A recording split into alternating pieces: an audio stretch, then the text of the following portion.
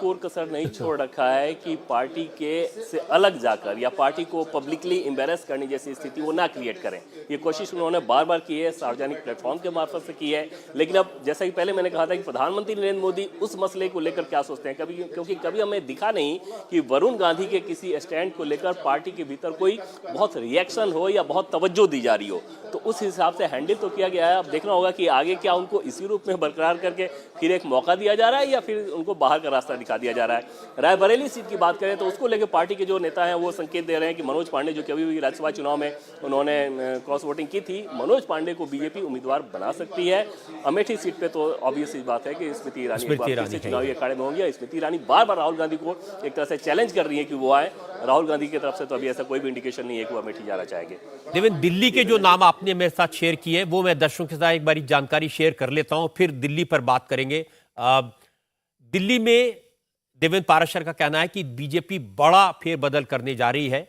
मनोज तिवारी, परवेश वर्मा और रमेश बिधूड़ी का ticket final है, लेकिन पूर्वी दिल्ली से गौतम गंभीर का टिकट कट सकता है। नई दिल्ली से मीनाक्षी लेखी, जो केंद्र सरकार में मंत्री हैं, उनको मौका मिलना इस बार थोड़ा मुश्किल है। इसके अलावा चांदनी चौक से डॉक्टर हर्षवर्धन की जगह किसी और उम्मीदवार को मैदान में उतारा जाएगा और नॉर्थ वेस्ट दिल्ली से हंसराज हंस की जगह किसी और को उतारा जाएगा। हंसराज हंस को पंजाब भेजा जा सकता है। यानी दिल्ली की 7 सीटों पर फैसला हो चुका है, स्थिति साफ है। 4 सीटों पर बीजेपी नए चेहरों को दिल्ली में मौका देने जा रही है। और इस बार हम जानते हैं देवेंद्र, हम जानते हैं दिल्ली के अंदर आम आदमी पार्टी और कांग्रेस मिलकर लड़ रही है, तो जरूरी है थोड़ी बहुत चिंता तो होगी। निश्चित तौर पर वो एक कंसर्न रहेगा, खासतौर पर कुछ सीटों को लेके। जैसे अगर उत्तर पश्चिम की सीट की बात कर लें तो वहाँ पर हंसराज हंस को लेके एक कंसर्न है। दूसरा कंसर्न मीनाक्षी लेखी की सीट को लेकर है। तीसरा कंसर्न चांदनी चौक पे डॉक्टर हर्षवर्धन, क्योंकि उनको केंद्रीय मंत्री से हटाएगा, उसके बाद ये तय माना जा रहा था कि अगले चुनाव में शायद इनको टिकट भी ना दिया जाए। तो इन 4 नामों को लेकर जरूर कंसर्न है। और इसमें जो बात हम लोग बता रहे हैं कि इनके ऊपर खतरा है, वो इस लिहाज से कि आज शाम 5 बजे की बैठक से पहले, यानी कि 5 बजे की बैठक में जब पीएम मोदी, गृहमंत्री अमित शाह और जेपी नड्डा वहां पहुंचे हैं, उससे पहले जितने नेताओं से बातचीत हो सकती है दिल्ली बीजेपी के जिन नेताओं से, वो 3 नामों को इंश्योर बताते रहे हैं। और वो 3 नाम वो जो कि मनोज तिवारी की बात कर लें, प्रवेश वर्मा की बात कर लें और रमेश बिधूड़ी की बात कर लें। उसके अलावा 4 नाम पे कोई भी नेता ऐसा नहीं मिला जिनमें से एक भी ये कह दे कि हाँ इनको दोबारा से दिया जा रहा है। उससे सीधे सीधे ये समझ में आ रहा था कि उनके ऊपर खतरा है। हालांकि पैनल में, और ये बीजेपी की परिपाटी भी है कि पैनल में जो सिटिंग मेंबर होता है उसका नाम जाता जरूर है चुनाव समिति के सामने, वहां पर फिर जो एक्शन ले लिया जाए। जैसे अगर टिकट काटना भी हो, कोर ग्रुप में भी ये तय हो जाता हो कि हाँ इनका टिकट काट देना है, फिर भी बीजेपी ये परिपाटी रखती है कि जो सिटिंग मेंबर हैं कम से कम चुनाव समिति के सामने सिटिंग मेंबर के तौर पे उनका नाम उस सूची के पैनल में रहे और वहां पर फिर चुनाव समिति फैसला करे। तो उन 4 के नाम तो रहेंगे, उन 3 के अलावा, लेकिन उनके ऊपर खतरा जरूर है। जो 4 नए चेहरे होंगे उनके बारे में कुछ अटकलें लगाई जा रही हैं, कुछ अंदाजे लगाए जा रहे हैं। और बहुत सारे नाम हैं। जैसे उत्तर पश्चिम की बात कर लें तो बीजेपी के राष्ट्रीय महासचिव हैं दुष्यंत गौतम, जो कि उत्तराखंड के प्रभारी भी हैं। उनका राज्यसभा का टर्म खत्म हो गया है, उनका एक नाम है। नई दिल्ली सीट को लेकर भी कुछ युवा चेहरों के भी नाम है। तो अलग अलग जगह के हिसाब से आप देखें तो 2 से 3 नाम है। इस दिल्ली की बात कर लें तो वीरेंद्र सचदेवा, जो कि दिल्ली बीजेपी के भी अध्यक्ष हैं, उनका नाम पैनल में है और बहुत ज़्यादा उनकी संभावना जताई जा रही है। तो इस तरह के 3-4 नाम बहुत ज़्यादा चर्चा में है। अब देखना होगा कि समिति में कौन से किस नाम पर मुहर लगती है। ये बात ठीक है कि नए नामों पर ज्यादा अटकलें लगाना भी ठीक नहीं है, क्योंकि मोदी हमेशा कोई ना कोई सरप्राइज मैदान में रखते हैं। बंगाल की बात कर लेते हैं एक बारी, जरा मैं दर्शकों को बताता हूं जो नाम आपने बताए। बंगाल में देवेंद्र पाराशर का कहना है कि बीजेपी ने 8 सीटों पर कैंडिडेट फाइनल किए हैं। बर्धमान दुर्गापुर से एसएस अहलूवालिया चुनाव लड़ेंगे। हुगली से लॉकेट चैटर्जी को फिर से मौका मिल सकता है। मेदिनीपुर से दिलीप घोष, बंदगांव से शांतनु ठाकुर, कूच बिहार से निशित प्रामाणिक, बालूघाट से बंगाल बीजेपी के अध्यक्ष सुकांत मजूमदार को टिकट मिलना लगभग तय है। और इसके अलावा बांकुरा सीट से बीजेपी केंद्रीय मंत्री सुभाष सरकार को फिर से चुनाव लड़ा सकती है। और बंगाल से एक बड़ा इंटरेस्टिंग नाम देवेंद्र पाराशर ने बताया, भोजपुरी गायक पवन सिंह का। और पवन सिंह को बीजेपी आसनसोल से चुनाव के मैदान में उतार सकती है। आप समझ लीजिए कि आसनसोल क्यों इंपॉर्टेंट है, क्योंकि आसनसोल से इस समय शत्रुघ्न सिन्हा तृणमूल कांग्रेस के सांसद हैं, बीजेपी छोड़कर तृणमूल कांग्रेस में गए थे। देवेंद्र, ये जो सबसे ज्यादा चौंकाने वाला नाम है और इंटरेस्टिंग नाम है पवन सिंह का, और बड़े सुपरस्टार हैं, तो शत्रुघ्न सिन्हा को हराना है, ये तय है। निश्चित तौर पर रजत जी, और ये बहुत दिलचस्प नाम है और शत्रुघ्न सिन्हा के लिए बहुत ज़्यादा मुसीबत रहेगी इस नाम के सामने आने के साथ ही। जैसा कि आपने बताया कि आसनसोल में बहुत ज़्यादा पूर्वांचल के यानी कि बिहार और पूर्वी उत्तर प्रदेश के बहुत सारे वोटर्स हैं, और शत्रुघ्न सिन्हा बिहारी बाबू की जो छवि रखते हैं, उन्होंने बहुत आसानी के साथ पिछले चुनाव में उसका फ़ायदा उठाया। पवन सिंह के जाने के बाद, जो कि अच्छे सिंगर के तौर पर, अच्छे फिल्म कलाकार के तौर पर भोजपुरी में अपनी ख्याति उन्होंने बना रखी है। और इसमें रजत जी दिलचस्प ये है कि पवन सिंह की खुद की इच्छा ये थी, और उन्होंने बाकायदा पार्टी से अप्रोच करके ये कहा था कि उन्हें बिहार के आरा सीट से चुनाव लड़ने का मौका दिया जाए, लेकिन वहां पर पश्चिम बंगाल में आसनसोल की सीट पे उन्हें चुनाव लड़ाया जा रहा है शत्रुघ्न सिन्हा के खिलाफ। और समझा जा सकता है कि वो मुकाबला कितना दिलचस्प होगा। पवन सिंह के सामने शत्रुघ्न सिन्हा कम से कम बिहारी बाबू की छवि को कैश कर पाने में सफल नहीं होंगे, क्योंकि यहाँ पर दूसरा शख्स भी उसी बैकग्राउंड से आता है। दूसरी दिलचस्प चीज थी कि एसएस अहलुवालिया का टिकट को फिर से रिपीट किया जाना। तीसरी दिलचस्प चीज रही कि लॉकेट चटर्जी, जो कि पुरजोर कोशिश कर रही थी कि उनकी अपनी सीट बदल दी जाए, वो मना किया गया उनको कि आप उस सीट से सांसद हैं, आप एक बार फिर से वहीं जाएंगी। एक और नाम आएगा जो कि शुभेंदु अधिकारी के परिवार के कोई व्यक्ति होंगे, शुभेंदु अधिकारी के पिता नहीं होंगे, ये हमें बताया गया कि क्योंकि उनकी उम्र ज़्यादा हो गई है तो उनको नहीं लड़ाया जाएगा, जो कि अभी टीएमसी के सांसद हैं, लेकिन शुभेंदु अधिकारी के परिवार का भी एक व्यक्ति वहाँ पर होगा। तो बंगाल में जिन नामों का हम लोग दिखा रहे हैं केंद्रीय चुनाव समिति के सामने, तकरीबन ऐसे ही नाम सब सामने रहेंगे। एक नाम रह गया, वो है बाबुल सुप्रियो का। जितना मैं नरेंद्र मोदी को जानता हूं, अमित शाह को जानता हूं, वो आसानी से छोड़ते नहीं है जो लोग बीजेपी छोड़कर दूसरी पार्टी में चले जाते हैं और चुनाव जीत जाते हैं। तो अगर बाबुल सुप्रियो लड़ेंगे लोकसभा का चुनाव, बाबुल सुप्रियो तो वहां पे विधानसभा में करके वहां पे मंत्री हैं, तो हाँ, लेकिन अगर ममता बनर्जी उन्हें लोकसभा चुनाव लड़ाती है तो फिर उनको भी अच्छी तरह से पुरजोर कोशिश की जाएगी।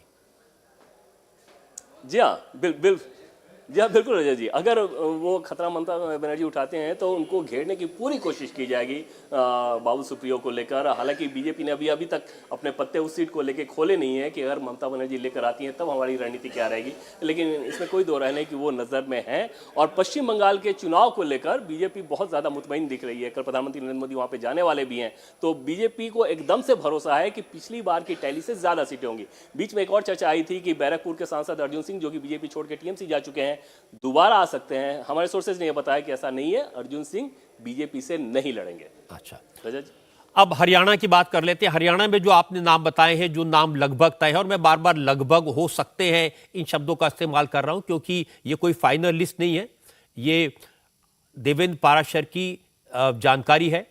गुरुग्राम से राव इंद्रजीत सिंह, सिरसा से सुनीता दुग्गल, भिवानी महेंद्रगढ़ से धर्मवीर सिंह और फरीदाबाद से सिटिंग एमपी कृष्णपाल गुर्जर का टिकट पक्का है। तो देवेंद्र, ये ऐसे नाम आपने बताया कि जो लगभग पक्के हैं, तो बाकी जो 6 सीटें हैं हरियाणा की, उसको लेकर क्या लग रहा है? इसमें रजत जी भिवानी महेंद्रगढ़ वाले पे डाउट रहेगा, क्योंकि भिवानी महेंद्रगढ़ पे ज़्यादा संभावना इस बात की है, उसके बहुत ज़्यादा संकेत भी हैं कि शायद केंद्रीय मंत्री भूपेंद्र यादव को वहाँ से चुनाव लड़ाया जाए। और धर्मवीर सिंह, जो कि 2 बार के वहाँ से सांसद हैं, भिवानी महेंद्रगढ़ से जाट कम्युनिटी से आते हैं, उनका टिकट काटा जाए। हालांकि उस कंपोजिशन को अगर आप देखें उस संसदीय क्षेत्र को रजत जी, तो 8 सीटें हैं, जिनमें से 5 विधानसभा सीट जाट बहुल है, 3 विधानसभा सीट यादव बहुल है। और ऐसे में जाट का टिकट काट के यादव को लेकर जाना ये आसान काम नहीं था।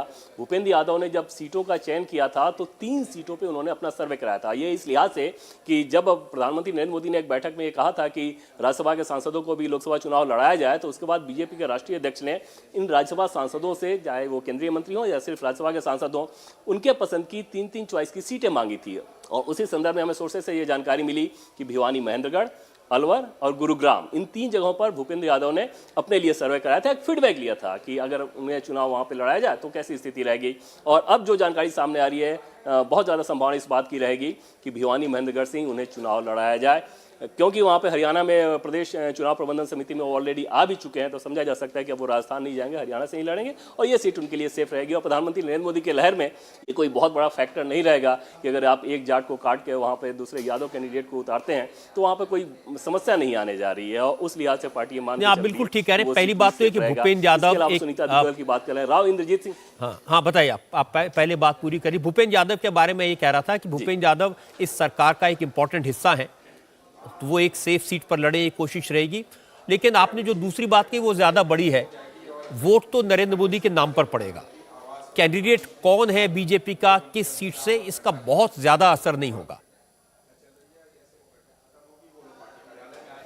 बिल्कुल रजत जी, और पिछले अगर 20 साल की अगर बात करें तो जितने चुनाव को मैंने कवर किया है उसमें पहली बार ऐसा सुनने को मुझे मिल रहा है कि बीजेपी में कि जो कैंडिडेट जब टिकट मांगने जा रहे हैं बड़े नेताओं के पास, तो वहां पर इस बात को पहली लाइन में वो कहते हैं कि वैसे तो उस सीट से आप किसी को भी उम्मीदवार बनाएंगे तो वो जीतेगा, लेकिन अगर आप मुझे दे देंगे तो ज़्यादा अच्छा रहेगा मेरे लिए। आमतौर पर होता यह है कि जाकर उम्मीदवार बड़े नेताओं के सामने ये परिस्थिति क्रिएट करते हैं कि अगर आपने ये सीट मुझे नहीं दी तो बीजेपी जीत नहीं पाएगी, मैं सबसे अच्छा लड़ पाऊंगा। इस बार रजत जी एकदम उलट है, और ये किसी एक प्रदेश में नहीं है, ये हर प्रदेश में देखने को मिल रहा है कि जब पर्यवेक्षकों के साथ बातचीत हो रही है, प्रभारियों के साथ बातचीत हो रही है, प्रदेश अध्यक्ष के साथ या राष्ट्रीय नेताओं के साथ, तो पहली लाइन वो ये कहते हैं कैंडिडेट कि यहाँ से तो कोई भी कैंडिडेट बीजेपी का होगा जीतेगा। तो जो प्रधानमंत्री नरेंद्र मोदी ने कहा है कि कमल का फूल ही एक निशान होगा, तो प्रधानमंत्री नरेंद्र मोदी के चेहरे और कमल का फूल वही स्थिति दिख रही है। और वहां पर समझा जा सकता है कि पार्टी के लिए कितनी मुफीद स्थिति है कि अगर उन्हें कैंडिडेट्स का चयन करना है तो कितने कंफर्टेबल पोजीशन में चयन कर सकते हैं, क्योंकि उनको पता है कि जिसे भी लड़ाएंगे चेहरा तो प्रधानमंत्री मोदी ही है। देखिए, ये बड़ी हिम्मत की बात होती है किसी भी लीडर के लिए कि लोकसभा चुनाव जो क्रूशल चुनाव है उसमें अपने सरकार के मंत्री कभी चुनाव नहीं लड़ा है। तो ये नरेंद्र मोदी का अपने ऊपर कॉन्फिडेंस है, और ये कॉन्फिडेंस बार बार नजर आता है। हमें याद है गुजरात में उन्होंने पूरी की पूरी सरकार बदल दी थी, ये आसान नहीं होता है। गुजरात में लोकसभा चुनाव में भी बड़ा फेरबदल हो सकता है। जो देवेंद्र ने जानकारी दी है उसके मुताबिक 4 सीटों पर उम्मीदवारों के नाम लगभग फाइनल है। अमित शाह का गांधीनगर से लड़ना तय है, इसमें तो लगभग कहना भी ठीक नहीं होगा। इसी तरह गुजरात में बीजेपी के अध्यक्ष CR पाटिल नवसारी से फिर चुनाव लड़ेंगे। गुजरात के बड़े कद्दावर नेता हैं, चुनावी रणनीति को बहुत अच्छी तरह जानते हैं। अब तक राज्यसभा के मेंबर रहे केंद्रीय मंत्री मनसुख मांडविया, वो भावनगर सीट से लोकसभा चुनाव के मैदान में उतर सकते हैं। और एक और केंद्रीय मंत्री है पुरुषोत्तम रूपाला, वो भी राज्यसभा के मेंबर हैं, उन्हें भी लोकसभा का चुनाव लड़वाया जा सकता है। तो ये 2 लोग जो राज्यसभा में हैं देवेंद्र, ये उसी लिस्ट में आते हैं जिस रणनीति के तहत राज्यसभा के मेंबर्स को नरेंद्र मोदी लोकसभा के चुनाव लड़वाना चाहते हैं। जी हाँ, बिल्कुल रजत जी। और इनके अलावा भी अगर नामों की बात कर लें तो हालांकि आज वो नाम नहीं होंगे क्योंकि उड़ीसा स्टेट आज नहीं है, लेकिन धर्मेंद्र प्रधान जो कि संबलपुर से उड़ीसा के, वहाँ से वो चुनाव लड़ेंगे। भूपेंद्र यादव की बात तो हम लोगों ने कर ही ली। इसके अलावा केरला से राजीव चंद्रशेखर तिरुवनंतपुरम से चुनाव लड़ सकते हैं, और तिरुवनंतपुरम ग्रामीण से मुरलीधरन जो कि विदेश राज्य मंत्री है वो वहाँ से चुनाव लड़ सकते हैं। इसके अलावा निर्मला सीतारमण और जयशंकर को लेकर बहुत ज़्यादा चर्चाएं थी, लेकिन वो जो हमारी जानकारी है सोर्सेज के द्वारा, उसके हिसाब से वो लोकसभा चुनाव नहीं लड़ रहे हैं। निर्मला सीतारमण ने तो बाकायदा पार्टी को काफ़ी पहले ही बता दिया था इस बात को लेकर, हाँ वो कैंपेन में निश्चित तौर पर पूरी तरह से एक्टिव रहेंगी। तो ये 7 से 8 ऐसे राज्यसभा के सांसद जो कि केंद्र में मंत्री हैं वो लोकसभा चुनाव लड़ेंगे, और 2 उनमें से पुरुषोत्तम रूपाला की बात कर लें, पीयूष गोयल को लेकर भी चर्चा है देवेंद्र, गुजरात से चुनाव लड़ेंगे। आज जो सीटें फाइनल होगी रजत जी, पीयूष गोयल को भी कहा गया था अपनी पसंद की 3 सीटें चुनने के लिए। हाँ, 3 सीटें कहा गया था रजत जी, और जो हमारे सोर्सेज के द्वारा जानकारी मिल रही है नॉर्थ मुंबई से वो चुनाव लड़ रहे हैं, और उसके लिए पूरी तैयारी भी उनकी हो चुकी है। इसके अलावा भी 2 सीट उन्होंने देखी थी, जिनमें से एक सीट तो दिल्ली NCR के नज़दीक थी, लेकिन नॉर्थ मुंबई उनकी पहली पसंद थी, और नॉर्थ मुंबई से सोर्सेज के द्वारा जानकारी मिल रही है कि वो लोकसभा का चुनाव लड़ेंगे वहाँ से। रजत जी, तो गुजरात में 2 राज्यसभा के ऐसे लोग जो मिनिस्टर्स हैं, ये दोनों चुनाव के मैदान में उतरेंगे। तो क्या कई सिटिंग एमपीज के टिकट काटे जाएंगे?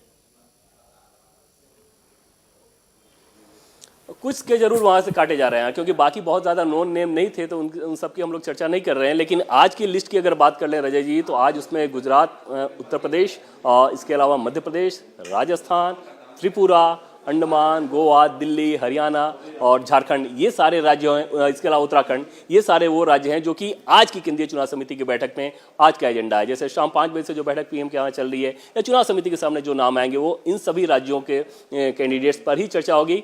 आगे की चुनाव समिति की बैठक में दूसरे राज्यों के नाम आएंगे। रजा जी, देवेंद्र, झारखंड की 14 में से 4 सीटों के बारे में आपने बताया है कि यहां कैंडिडेट फाइनल हैं। एक तो केंद्रीय मंत्री अर्जुन मुंडा, खूंटी से चुनाव लड़ना लगभग तय है।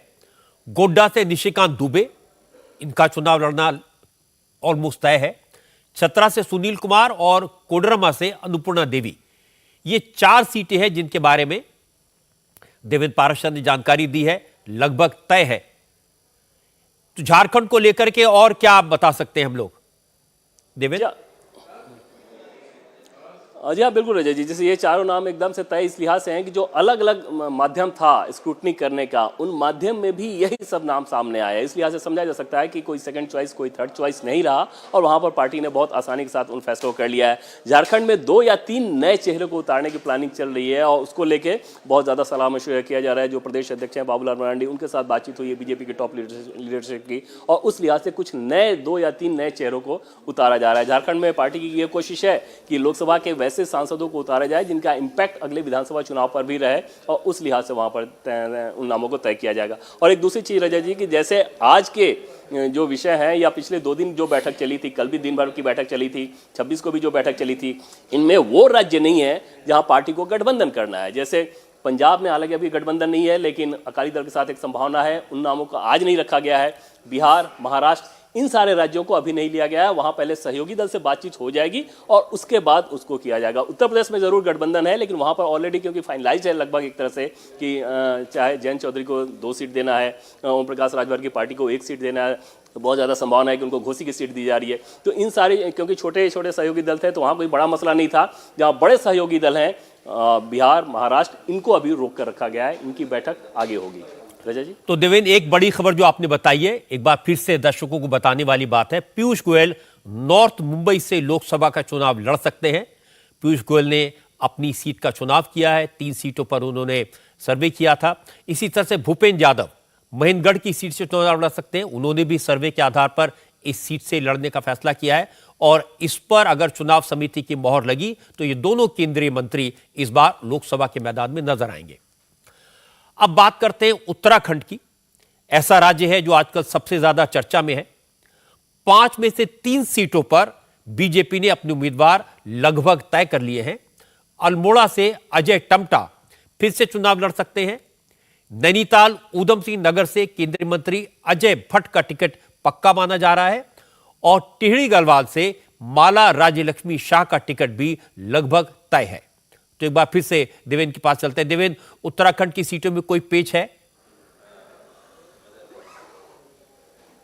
उत्तराखंड की अगर बात करें रजय जी तो 5 के 5 सांसद अभी बीजेपी के पास हैं। उत्तराखंड का फीडबैक भी यही है कि उन 5 सीटों पर बीजेपी का कोई भी कैंडिडेट हो तो चुनाव बहुत आसानी से जीतेगा, लेकिन पार्टी इक्वेशन का बहुत ज़्यादा ध्यान रखती है ताकि आगे के पॉलिटिक्स पर भी उसका असर पड़े। उत्तराखंड में 3 सीटें ऐसी हैं जो कि गढ़वाल रीजन की है, 2 सीटें हैं जो कि कुमायूं रीजन की है। गढ़वाल सीट, कुमायूं रीजन की जो दोनों सीटें हैं, चाहे अल्मोड़ा की बात कर लें या नैनीताल की बात कर लें, वहाँ पर दोनों कैंडिडेट रिपीट किए जा रहे हैं जो हमें सोर्सेज से जानकारी मिली है। इसके अलावा गढ़वाल मंडल की 3 सीटों में से 1 सीट टिहरी वाली है जो महारानी है विजयलक्ष्मी, उनको सिर्फ रिपीट किया जा रहा है। इसके अलावा 2 सीटों पे कैंडिडेट्स फाइनल होना बाकी है। जो हमारे सोर्सेज हैं वो ये बता रहे हैं कि जो हरिद्वार की सीट है जहां पर पूर्व शिक्षा मंत्री डॉक्टर रमेश पोखरियाल निशंक अभी सांसद हैं, उनका टिकट कटना लगभग तय है।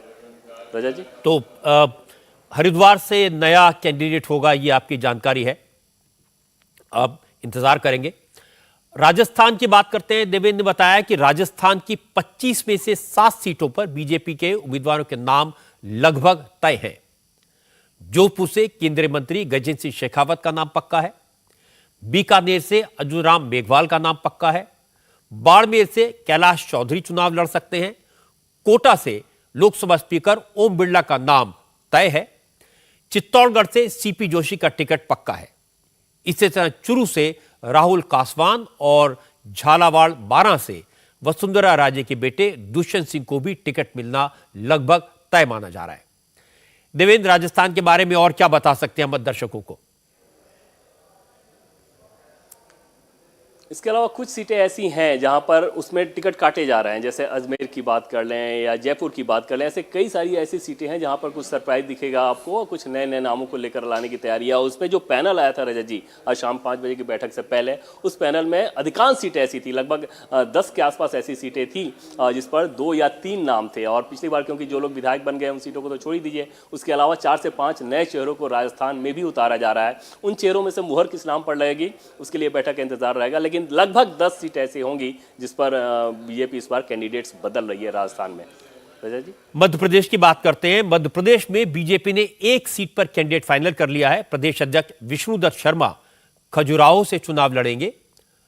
देवेंद्र, ये वो सीट है ना जो कांग्रेस ने समाजवादी पार्टी को दी है, इसको बड़ी शिद्दत से लड़ेगी बीजेपी।